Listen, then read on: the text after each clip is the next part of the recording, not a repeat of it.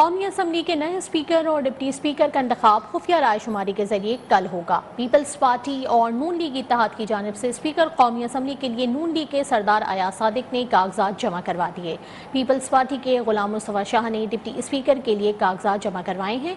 सुन्नी इत्तेहाद council की जानिब से स्पीकर के लिए मलिक आमिर डोगर ने, जबकि डिप्टी स्पीकर के लिए जुनेद अकबर खान ने कागजात जमा करवाए। सेक्रेटरी कौमी असम्बली ने ऐवान में ही कागजात वसूल किए। कौमी असम्बली के नए स्पीकर और डिप्टी स्पीकर का इंतखाब कल होगा।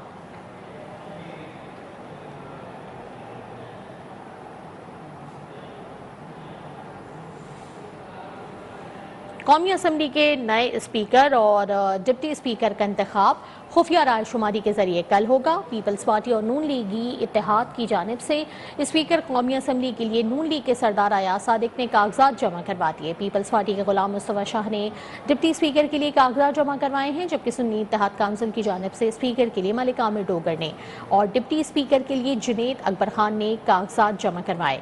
सेक्रेटरी कौमी असम्बली ने ऐवान में ही कागजात वसूल किए। कौमी असम्बली के नए स्पीकर और डिप्टी स्पीकर का इंतखाब कल होगा।